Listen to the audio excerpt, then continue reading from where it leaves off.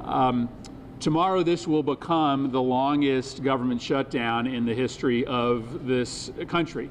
And every day that it goes on, our country's security and our family's security are at risk. I just got the chance to say thank you to our TSA personnel here at Tweed, as I will next time I go through Bradley Airport. We're grateful that we have security personnel here in Connecticut who are on the job and continuing to work for their 20th day without pay. But every day that this Congress and this president continue to keep the government shut down is another day that more and more security personnel are not going to be able to show up to work.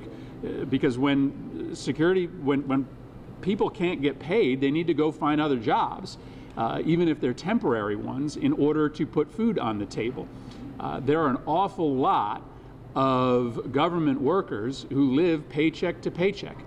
And today is payday for most of the federal workforce that has been out of work or has been working without pay for going on 3 weeks. I will note today that one terminal of the Miami airport was shut down because a large number of TSA personnel could not show up for work today.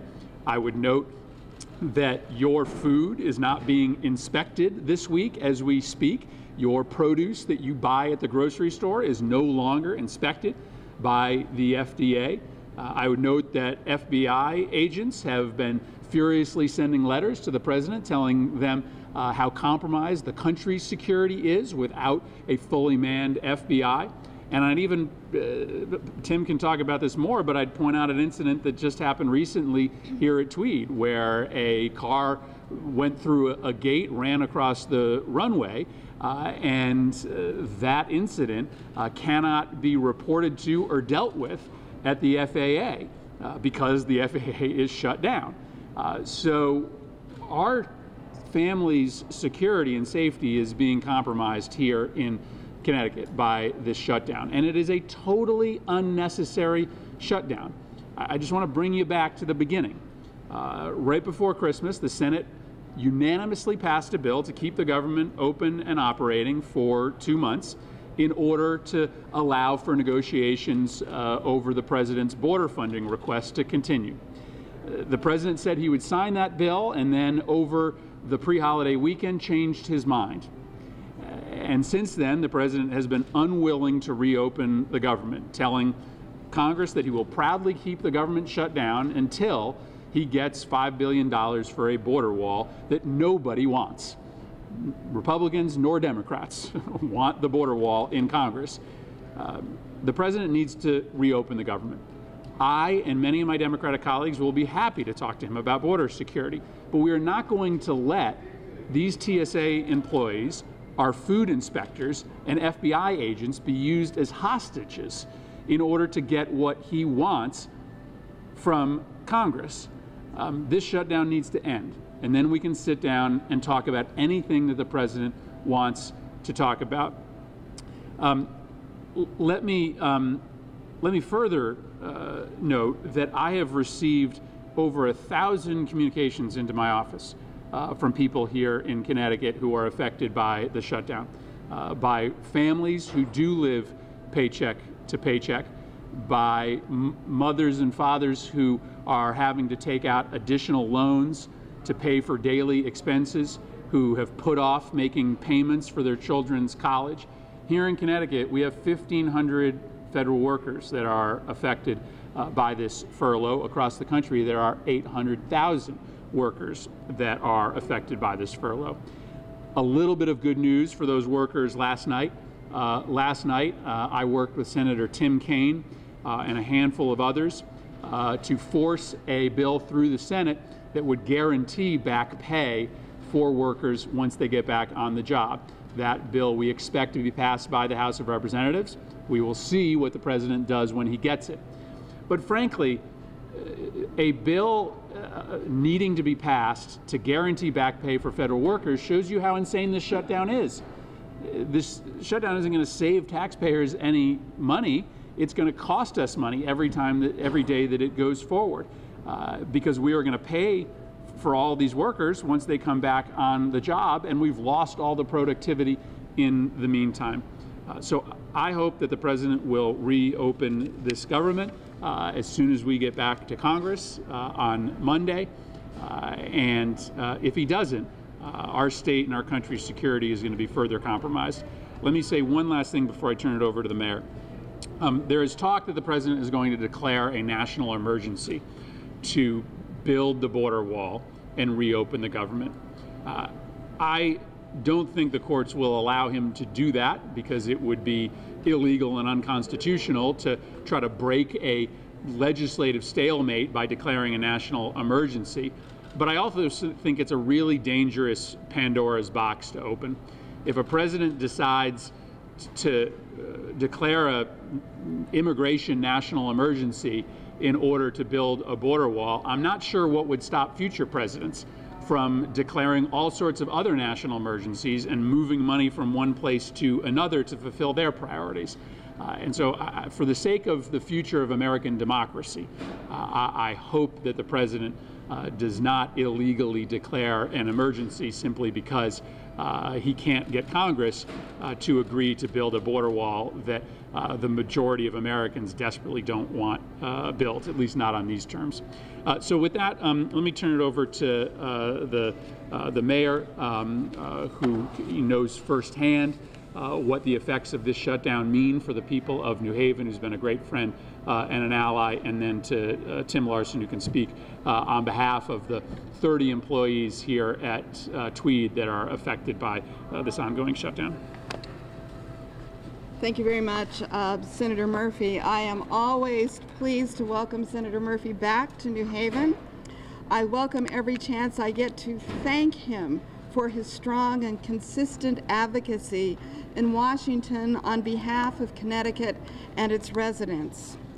The issue he raises today is a serious and somber one.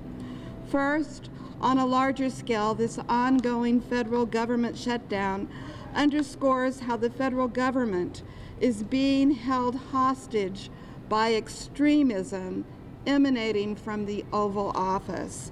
Our system of government is predicated upon shared authority and shared responsibility. This current episode reeks of authoritarianism and undermines and threatens the fundamental democratic principle upon which this country was built. Beyond that, since today is this year's first federal payday, it's important to point out how the petulance resulting from that extremism has real-life implications right here in this community. More to the point, TSA workers here at Tweed, New Haven Airport, and servicemen and women in the Coast Guard station nearby, for that matter, will not receive any pay.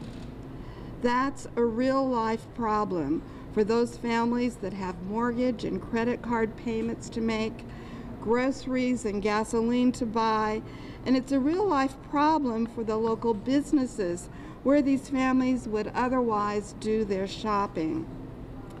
In addition, and again, right here in this community, many residents who are not federal employees may suffer arbitrarily denied access to important federal programs like food stamps and nutrition assistance, housing support, and child care. These are real-life friends, relatives, and neighbors here in New Haven, and innocent victims of Oval Office obstinance. There's more serious issues to be raised as this unnecessary standoff continues. We worry because so much of our funding for New Haven public schools, we have 22,000 students enrolled, and the district receives federal grants to help educate and otherwise provide for these students. So we worry that they are at risk too. Without that federal funding, a completely avoidable scramble to make alternate provisions will be put upon the district and the city, and a potential negative impact on students is imminent should the shutdown persist.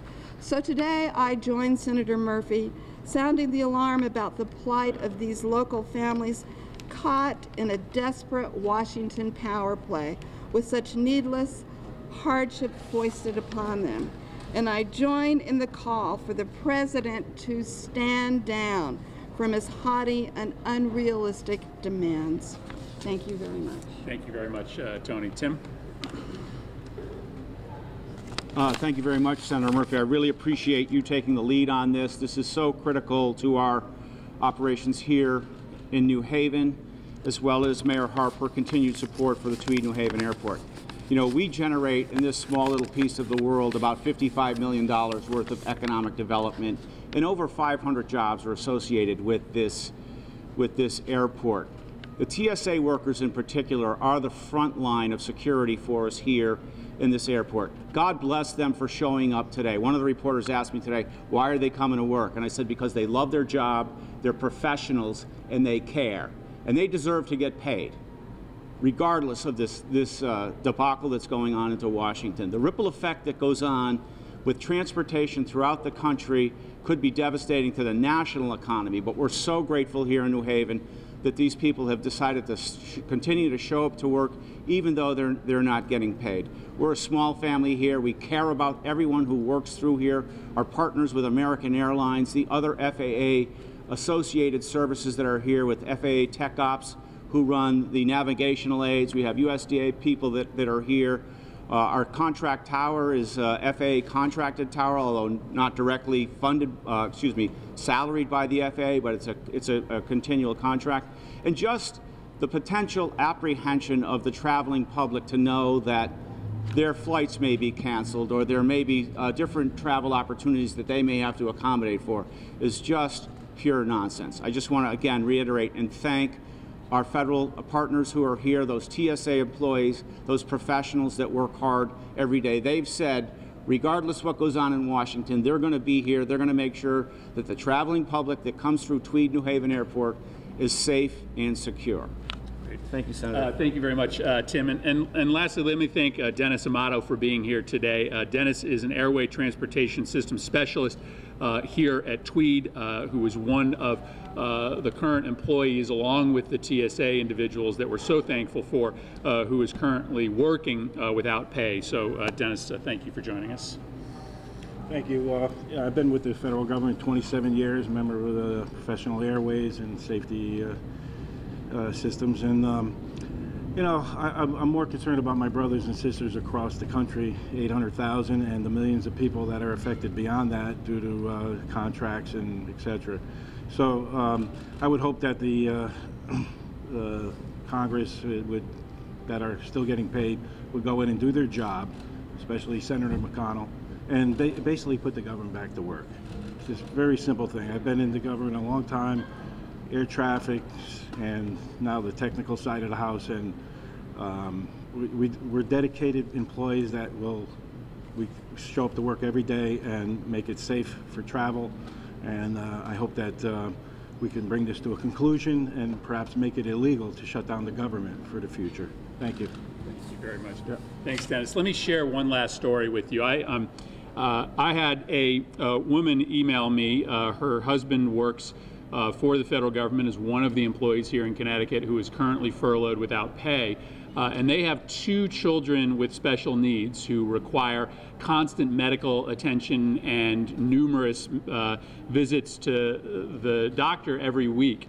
They live paycheck to paycheck, and she does not believe that she has money in her budget this week in order to buy gasoline to bring her kids to their doctor's appointments. And that's what she was writing me about. She was writing me about the fact that this shutdown caused by a Donald Trump temper tantrum means that she won't have enough money to pay for gas to bring her kids to the physician. And Dennis is right. Senator McConnell has the ability to end this shutdown today. Back in December, every single Senate Republican voted to fund the government for 2 weeks, for 2 months. If Senator McConnell were to bring a funding bill before the Senate right now, and every Senate Republican voted like they did back in December, we would have enough votes to reopen the government and override a presidential veto. Senator McConnell says, well, we don't want to vote on anything that the president won't sign.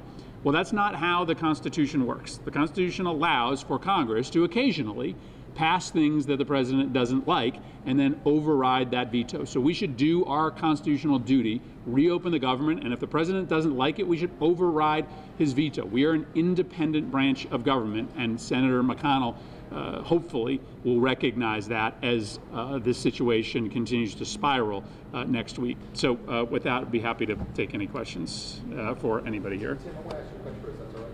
Sure. I'm sorry.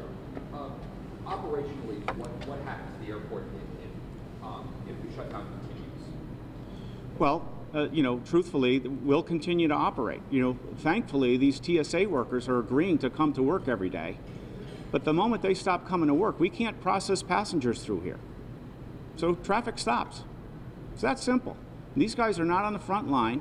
We can't secure the airport. No one's going to, American Airlines is not going to let anybody get on a plane unless their baggage have all been cleared and approved by these agents. It's just not going to happen. And you're starting. And I'll just say that again, we're so thankful that here our TSA agents have decided to come here and work without pay. That is not happening in every airport across the country, and so you may start to see this week more airports or portions of airports shut down. Is that where you think that this could be the breaking point? If you see the backlogs in airports, big and small? I mean, I'm not sure why the breaking point hasn't already happened with hundreds of thousands of people not getting paid. But yes, if you have airports starting to shut down, that could clearly be a new fulcrum point. I guess to me, as a parent, the fact that my children's food isn't being inspected right now worries the hell out of me. And I don't know why that wasn't a breaking point when we discovered that the fruits and vegetables that you're buying at the grocery store are likely not being inspected because the FDA has shut down some significant parts of its operation. So I sort of feel like we've hit a bunch of breaking points already. What has morale been like for these TSA employees Well, there are personal stories that you'll have to ask them. I don't care to share them, but it's hard. But again, they're dedicated people, and they're trained and they're professionals and they care. I just say that we owe our lives to these TSA security officials. I fly 2 to 4 times a week, and I put my life in their hands. And I know that every day that they're on the job, I can fly safely. And so I'm deeply grateful that they continue to show up to work without pay. But if I was in their shoes, I would be pretty demoralized by the way in which this president seems to be taking advantage of my service to the country. My ask is a matter, how much longer do you think you guys can go on without getting paid? It's a tough question. I mean, the guys like myself that have been around for a long time perhaps can go longer than the younger guys. And the younger guys are the ones I'm concerned about because they're living more paycheck to paycheck. Young families, child care, food on the table. These people, they're dedicated employees. They work hard every day. They train. We're here to keep the airways safe so that it's safe to land here at New Haven and take off, work with the air traffic controllers, do all the electronics around the airport. So, but as far as affecting, people are going to have to take loans out to pay their bills, pay interest on that. Money that's not going in their thrift savings plan, which is like a 401k, will not be gaining interest. So it affects a lot of people, and in different ways.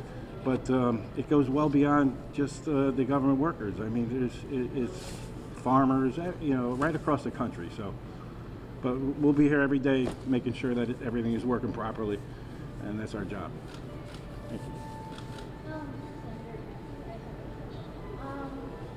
So one of the phrases that I keep hearing is that federal workers are working paycheck to paycheck, and that to me sounds like it's not a new problem, but rather an old problem. Right. So I'm wondering, what are Democrats and what are are you going to do to ensure that that's not a reality, so that even if something like this happens, nothing happens to these workers?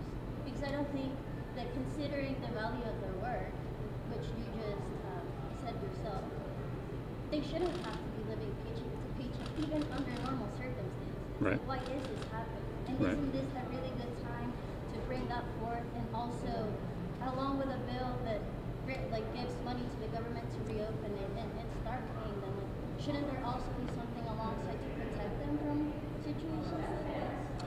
Yeah, well, listen, everybody who works for the federal government or any government agency should be able to make a living wage, right? That's a wage that allows you to be able to pay all of your bills. The reality is that some of the entry-level salaries for people who are working at GS3 and GS4 jobs, don't allow you to save a lot, especially if you've just started. As Dennis said, who he worries about is the folks who are newer to the job, who have not had the chance to save up. So, and of course, we talk a lot about government employees, but there are also contracting employees, some of which who are getting paid, but some of which are not.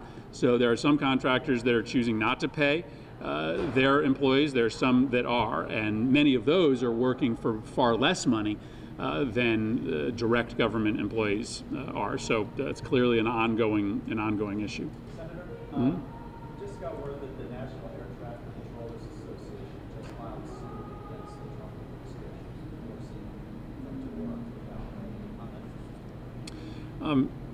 Well, I think more and more of this crisis is going to land in the courts because, again, if I'm a federal worker, I would be outraged that I'm being forced to show up for work without getting paid. And as this goes into the 21st and 22nd day, I would expect more worker organizations to go to court to try to get their paychecks given to them. So again, there's no reason that we should be in this situation.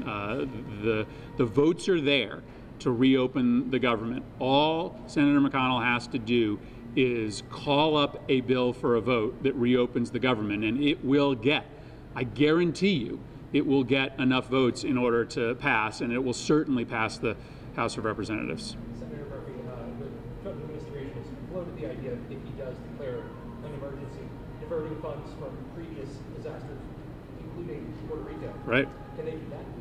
So, no, the president cannot arbitrarily declare a national emergency simply because he is at a legislative stalemate. And the president has basically already lost the court case because he has been completely honest that the only reason he would declare a national emergency is because he can't get Congress to do what he wants with respect to his ridiculous medieval border wall. So I think the court case is a foregone conclusion as to how it would go. But remember, this is additional risk for us here in Connecticut. We are the recipient of some of those emergency dollars because we have sheltered many people from Puerto Rico, and we have been compensated not adequately, but we have been the recipient of federal dollars in order to take in so many Puerto Rican families that are here. Now, it is more likely that he's going to use capital dollars in order to build the wall, Army Corps dollars, but I worry that he will be looking for all sorts of pots of money to reappropriate, and it could be that he would come after our hurricane relief money here in Connecticut. Okay? All right, great. Thank you, everyone. Thank you very much.